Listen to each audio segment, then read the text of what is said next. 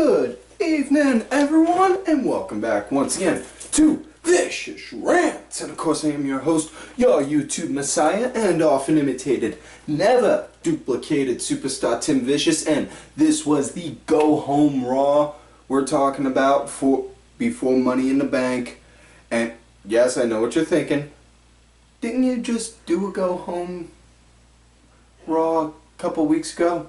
About 2 weeks ago, yes. It was for the Elimination Chamber one.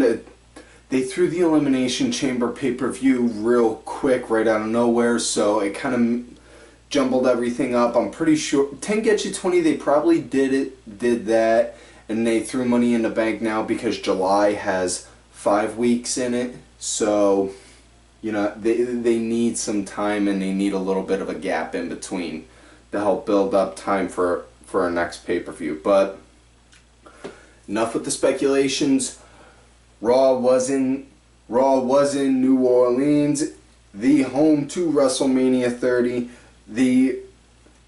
where the streak was ended. So, enough about with history lessons, kids.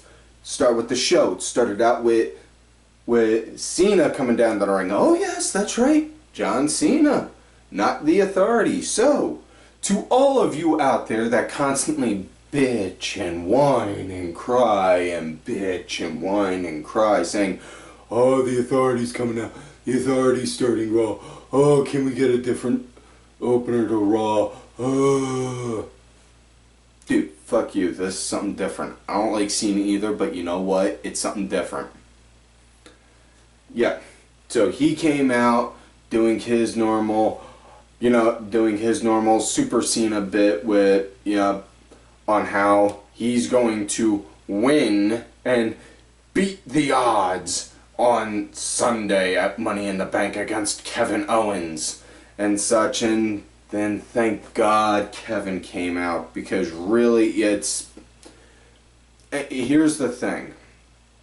And my buddy B-Rod over at TRN, the Talking Wrestling Network, he wound up telling me about this. Some cat wound up actually debating with him, saying Owens' debut was horrible.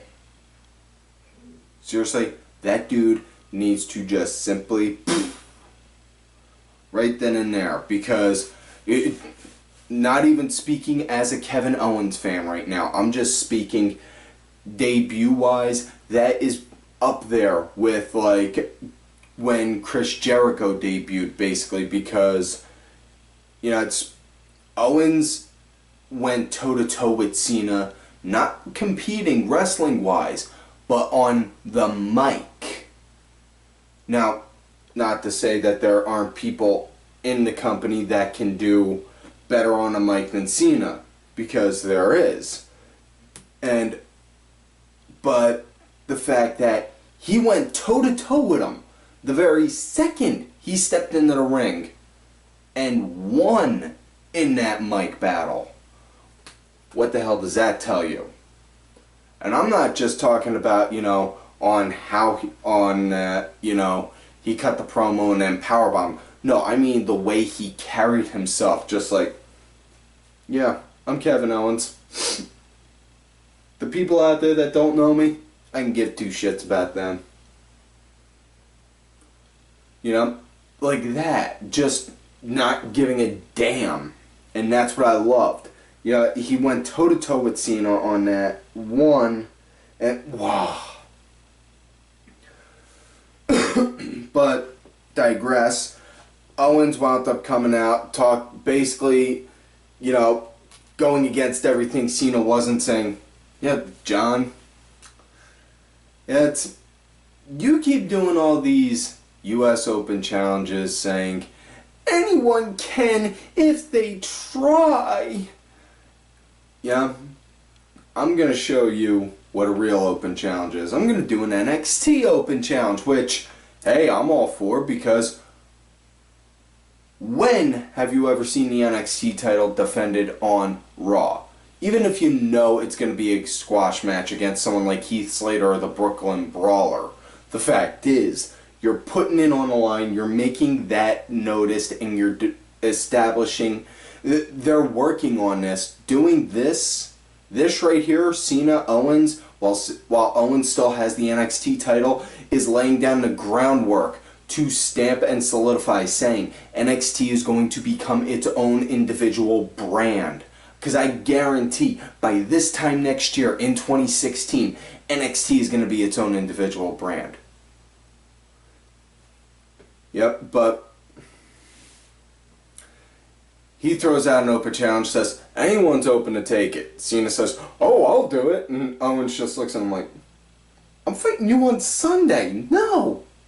No, you idiot. No. He didn't actually say idiot, but really that's pretty much to clarify, like, no. No, you idiot. I'm fighting you Sunday. Why am I going to fight you now? Seriously, haze yourself. Basically. And then Neville came out and Neville said he's going to fight Owens. And this match, oh, wow. That was good. You know, and this showed people who may not have seen NXT what NXT is about. Because you got two NXT guys working in the ring. And yeah, this was a lot better also than their original one-on-one match. You know, especially considering that was supposed to be Neville's farewell match from NXT to the main roster. And yeah, it's the only thing can really gripe on, and it's something a lot of people, not just me, have been complaining about for a while. Owens went and hit that one move. It looks like a shoulder neck breaker. Yeah, it looked like he held up Neville for a suplex and then wham, hit him with, like, it looked like a shoulder or a neck breaker. Couldn't really tell. You know, the way the camera was positioned, it looked like it hit both. I couldn't really tell, but thing is, wound up using that in NXT, you know, a handful of times, wound up working as a finisher. Goes and uses on here, just like that, Neville kicks out. My big issue, stop having guys kick out of finishers. You know, it's insultive to the move. You know, have them, you know, only when it's do or die for them. You know, if, like, you know that this guy's going to wind up getting a rematch in like 2 weeks or 3 months from now, don't have them kick out. It doesn't matter. It's not going to sell. But if you have somebody who, like, you know, okay, good example. When I was competing, my finisher, plain and simple, DDT, just like Jake Roberts. Boom! Just like that. Plain and simple. I would lay them out and I would hit it just like Jake would. Either Jake or Tommy Dreamer. I would hit it just like they would. My big thing, never kick out of DDT. That was always my one big don't. Don't kick out of my DDT, brother. You do, we're gonna have issues when we get in the back. You know, sell the finisher. You know, don't have anyone else do that move. You know, don't have anyone else do that move as a regular. You know, because another good example, when Del Rio was still active in WWE, one of his signature moves was the backstabber. Primo and Epico's finisher was a backstabber. So, you know, it's an issue, really. You want to have a move get over, you gotta have the guys sell it, have the commentators put it over, and don't make it look like it's something that you're gonna do like right off bat. You know, make it look like something like, oh my god, oh my god, oh my god, no. No, he's going to do it. He's going to hurt him. He's going to kill him. You know, something like that. You know, because, you know, I mean, because when Steve Austin was wrestling and he would do the stunner, all the stunner is an inverted jawbreaker. No one else really did jawbreakers during that time because Austin's finisher was a jawbreaker. Moving back to the match. Had to get that little part out there. That was me bitching and whining. Anyways, Match, absolutely solid. It was a good, solid match for the opener. Now, Cena was on commentary the whole time, and good lord, now I know where his old lady gets her mic skills from when she works the commentary table, because, honestly, Cena sounded like he had the same attitude and joy somebody is ordering a sandwich from Subway has. Much like this right here. Yeah. Ugh. And I'm not shitting on Cena right here. I'm saying where the problem is. And that's always been the core concept of this show. Got a problem with the product? By all means, feel free to bitch, complain, whine, and cry about it. But offer an idea, an alternative, something different, whether it's good, bad, or whether it'll help it or not. You put that idea out there. Have him put some emphasis, have him sound off like he's got a pair. For crying out loud, you had him pretend to be a Marine. Anyways, with the match, Owens wound up winning. He got the pop-up powerbomb on Neville. Not a surprise there. You got to have them both look strong. So 10 gets you 20. Cena's going to wind up doing a match on SmackDown, or wind up cutting a promo talking about on how he's going to wind up kicking Owens' ass. Yeah. Next matchup, it was Summer Rae versus Nikki, and kind of funny because right before that, Nikki wound up cutting a promo against Paige because they're gonna get a rematch again.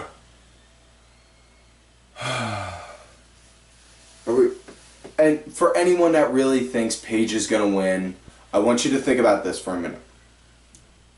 She's going to be one of the women trainers for Tough Enough, and that's going to be starting in about a week or two from the time of this episode's recording. So, yeah. Moving along, though. Nikki wound up cut a promo saying, oh, the Bellas never wound up trying to hurt anyone or tried to...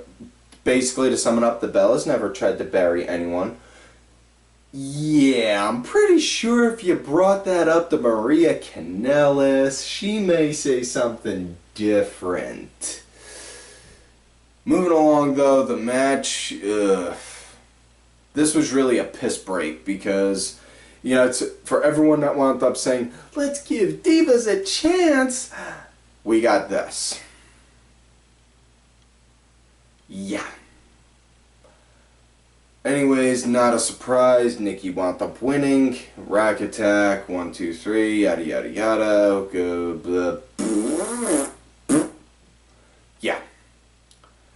Next matchup: Randy versus Sheamus. And man, these two, I don't know what it is.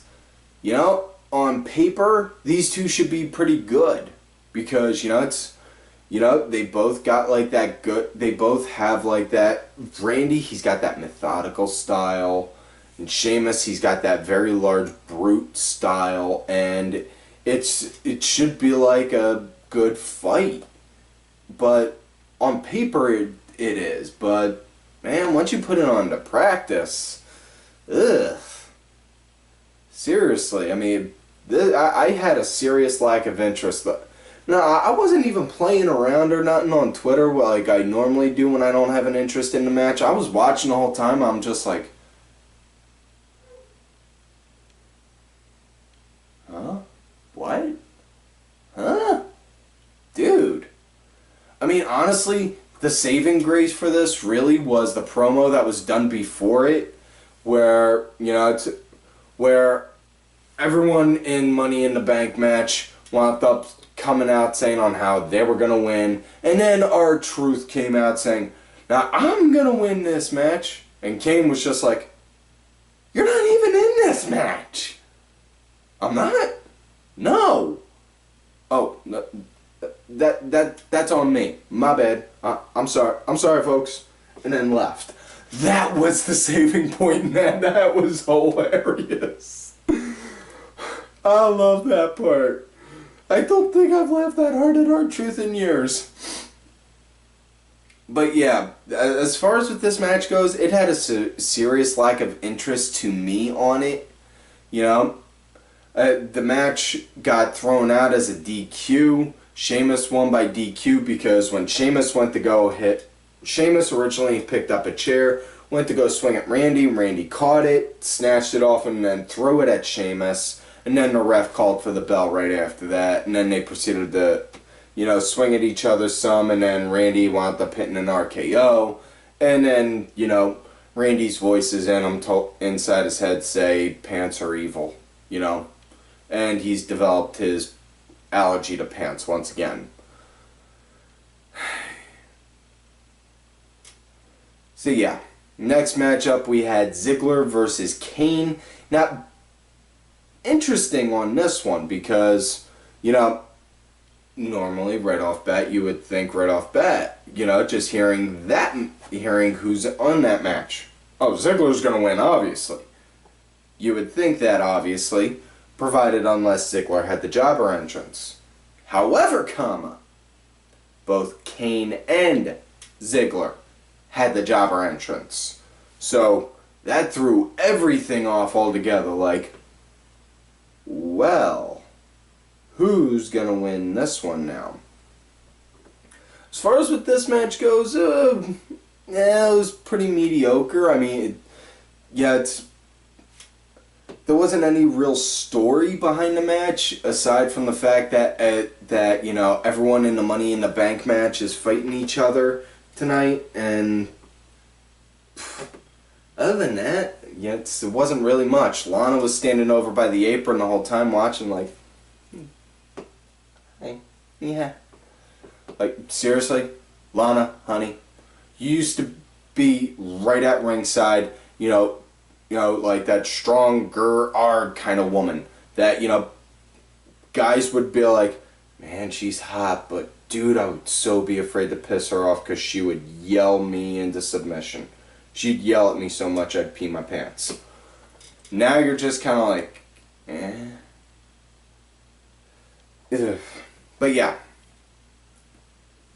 As the match went on, Rusev wound up hobbling down, and much to the sad dismay of me and several other people, after hearing Rusev call Lana a stupid woman cow, where I was expecting Rusev to go and throw out some other kind of random insult like, Lana, you stupid you stupid monkey fly, or something like that. Just waiting for that. Like, come on, Rusev, say something completely stupid and idiotic, make me have to question on how good your English is. And he didn't.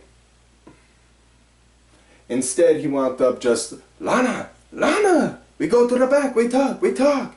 And then she's just, no, and then takes a trip off of the ramp. Now, it's not all the way up top where the ramp is. No. Instead, it's just about near the bottom, about maybe that much space between there and the ground. Yeah. And here. That much. Now, I broke my ankle the summer right before my son was born. And the fall that I took from those stairs going down wound up, that was a lot higher.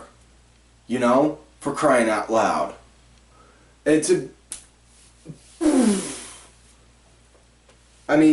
And also, but she fell, she took that bump, she was selling it like,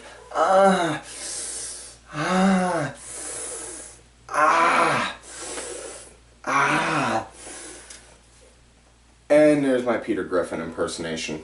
Been a while since I did some impersonations, so I had to throw something out there for you.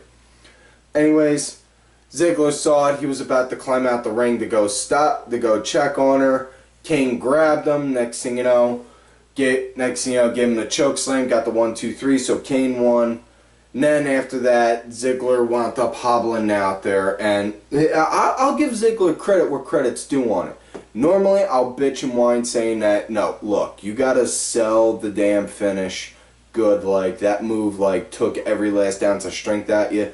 With this with this case in point, not really supposed to, make it like, whoa, like you got hit, like you just got kicked by a mule and like the air's out of you, like, whoa, okay. And he came over, he looked like he was still hurting and aching, but went over, and whoever that fan was that was saying, she's just faking it, she's okay. Seriously, if anyone in New Orleans is watching this show, find that fan, slap the taste right out of his mouth, and explain to him that of course she's faking. It was part of the damn show. Here's the interesting thing. This is what makes pro wrestling different than any other sport out there. And I'll use my second favorite sport in the world, baseball, as an example. You'll get in between innings, you'll get segments where you're just like, okay, now I'm waiting. Oh look, they have a mascot race. And you'll do that. Whereas, you'll have excitement, pause, excitement, pause, excitement, pause. Whereas with wrestling, you have something going the entire time.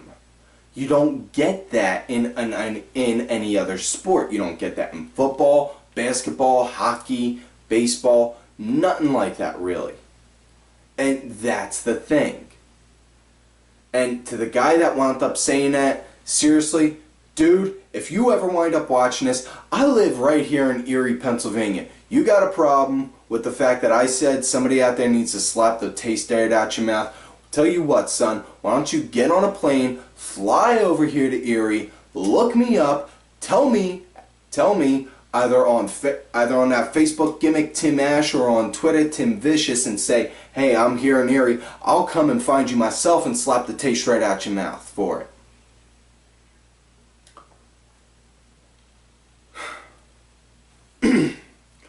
Moving along now. Next matchup we had Matadors versus Rowan and Harper, and man, does it feel good to see Rowan and Harper tag teaming again. No, some people were bitching out there on Twitter saying, why were they a tag team just to be broke up and then brought back together? Okay, it's simple. They wanted to see on how the guys would work as singles, if the characters could get over singles. Harper, good, did good. Harper, not so much, and needed something. And right now, with on how the tag team division is, can anyone complain? Seriously. And now we have a new tag team in the division as well. But as far as this match goes, man, it was so one-sided. Rowan and Harper pretty much had this thing in the bag the second the match started. Their finish though, they did like a 3D, and dude, I kind of popped for that. I was like, whoa, shit, I was not expecting that. That was pretty good. That was cool. Absolutely love seeing that. I mean, it was a different. Didn't expect to see them do it, and that's what sold me on it. Now, next matchup, they wound up having Big E versus Titus O'Neil, and wow, this was good. Especially considering, we got Titus, especially considering we got New Day versus Primetime Players at Money in the Bank. For the record, I called it. I called that match was going to happen. And wound up getting it with Titus, though. A big Titus O'Neil fan. Huge supporter of his. The guy's got skill. He can work the mic. He's got the build. He can work he's got everything that's needed to be the guy that winds up main eventing WrestleMania. And not knocking Darren. Absolutely love seeing Darren work the ring. put them two together. Great seeing them. You know, but Titus though, oh my God. He was working so beautifully, and especially against Big E. Normally not a big fan of matches where you got two big guys like that going against each other because it feels kind of big and clunky. This didn't. You know, Big E, yeah, he'll move around a little lighter than a 300-pounder would. Titus, though, he's just got so much speed on him for a guy that's about 270. Just, oh, good Lord. You know? And these guys were throwing it hard. You know? And match wound up coming to an end, though. Big E, he wound up hitting the big ending yeah.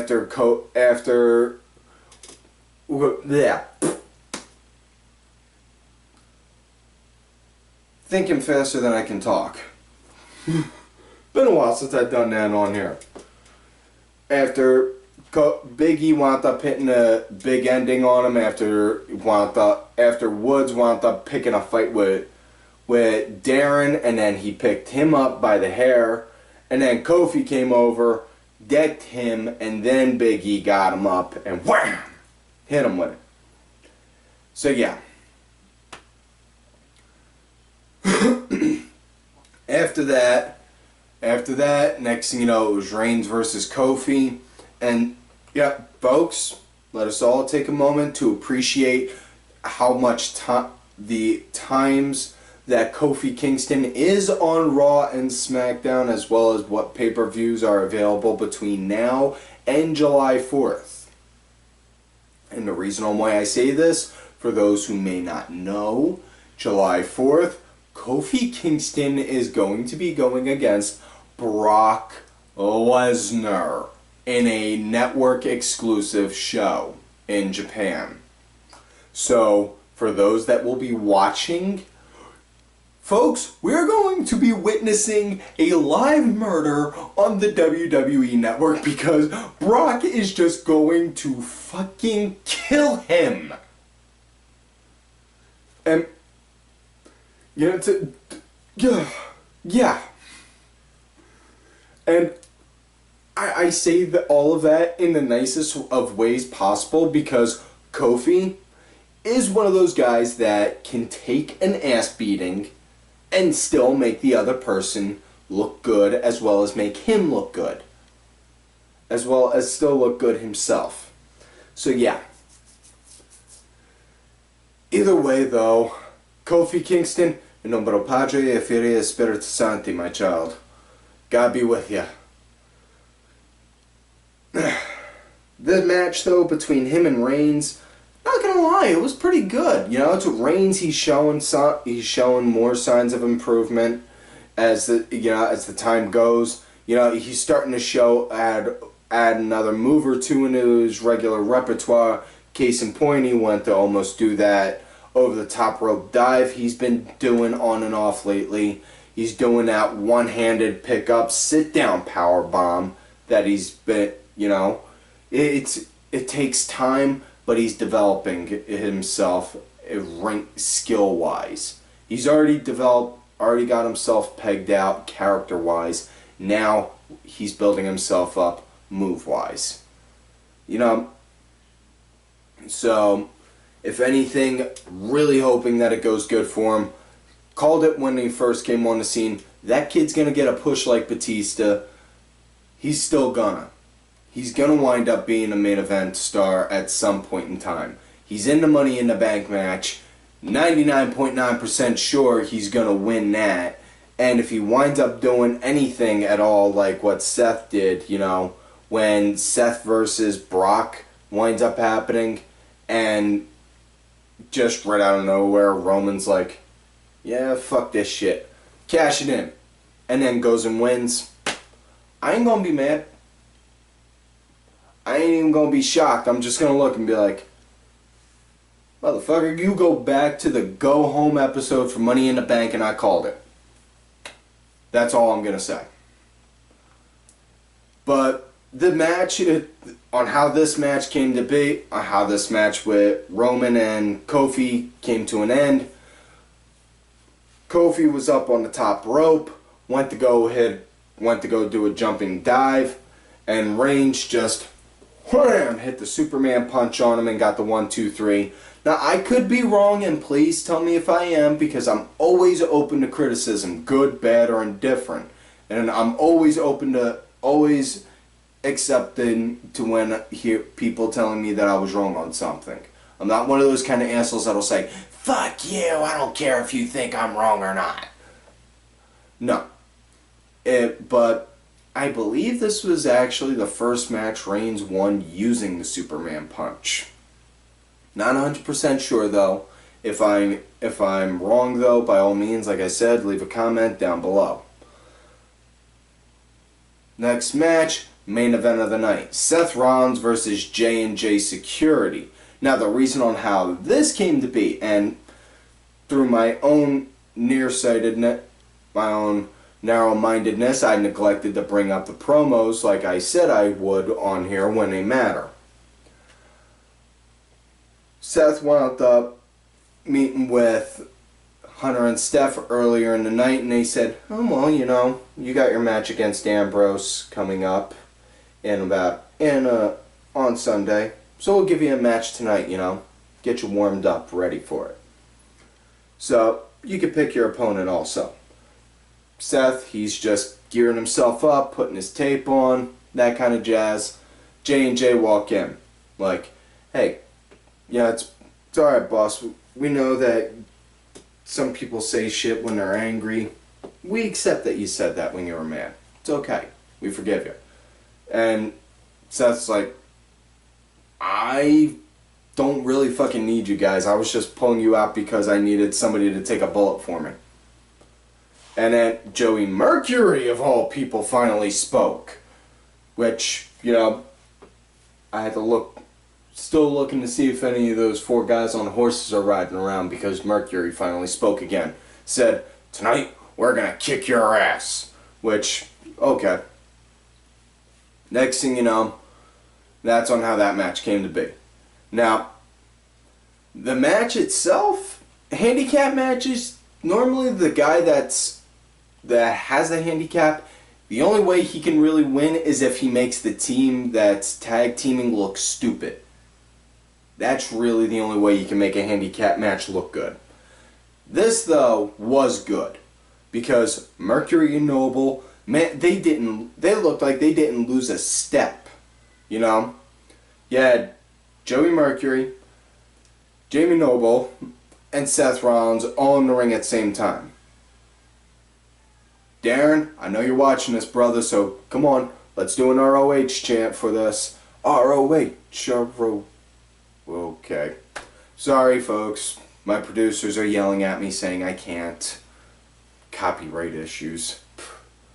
Man, what do I pay you guys for? I know I don't pay you nothing. That's a figure of speech. Work with me. Anyways. This match, though, really good. I liked it. This was probably match of the night in my book. You know, especially right off bat, Joey Mercury locked up with Seth, moved crisp and clean, just like you'd have thought he was still in his M&M days. And man, this was good. Now, Dean wound up sitting literally ringside on the fan side of the security gate rail, sitting there, jumbo tub of popcorn in one hand, and the title over the other. It's like, hey, how's it going, Seth? Yeah? Yeah? And Seth fell over right near Ambrose, and Dean was just like, poured some popcorn on him just to piss him off. It's like, hey, hey, I'm just sitting here. I'm not doing nothing. And yeah, the match, though, it was good. It was what people would normally want and expect in a handicap match, which is, you know, again, give the people what they want. Want good, fast-paced action? We got good, fast-paced action. Now, match wound up coming to an end when Seth wound up lining up. I believe it was Mercury, not Mercury, Noble for the pedigree. He had him hooked for it, and then just as he had him hooked, Dean wound up jumping the rail, tossed in the title. It's like, God, take it. Take it. And then Seth just looked, he was like, grabbed it, and then Mercury got a roll up on him. So Joey Mercury wound up getting the winning pin for J&J Security. Maybe we could see J&J Security as a tag team in the tag team division only if they're there on a regular basis. 10 gets you 20. They're not, though, considering Mercury works as a trainer in NXT, and Noble's one of the producers in the back. So, or not a producer, or a road agent, I should say. But, yep. After that, Seth was just holding on to it like, I got it back, I got it back, I got it back, I got it back. And then Ambrose turned him around and hit him with the dirty deeds, grabbed it, and then just grabbed one of the ladders that were over by the entrance, and then was just standing up top like, I got it now, bitch. And then that was the show. Fade to black. Go home show, why? It was a go home show for the final score. Gotta give it a 5.5 to 6. They could have done so much more to plug this, but given the fact that they're just coming 2 weeks off of, having the Elimination Chamber, it's give the devil its due. That's why it's getting at least a 5.5. But that's all the time for this week's show, folks. So, like all normal, do not forget to like the video, subscribe to the channel, go back, watch the other episodes. Look for me on Twitter at Tim Vicious. Make sure y'all also check out my backup account, Tim_Vicious. I'm also out there on that whole Facebook gimmick, going by Tim Ash. And, folks, do not forget to follow all of these cool-ass cats right here on Twitter. Vicky Earls, I am Danny Sunday, Mucky Moss, Axel Mulligan. And do not forget to check out Darren's Show, the SmackDown Breakdown, Sunday Segway, Sinfully Sabrina, Cranky Grandpa, Legion Lady Aaron, Ava Ben, and Just a Stupid Mark. Also, don't forget to check out Ollie Ben's and Mask Mark's Paint and Mask Show, as well as my client, who, as I have said before, is the true Raw General Manager, Bronx Bitch Forever. And, folks, like I always tell y'all, you love me great, you hate me. Fuck yous.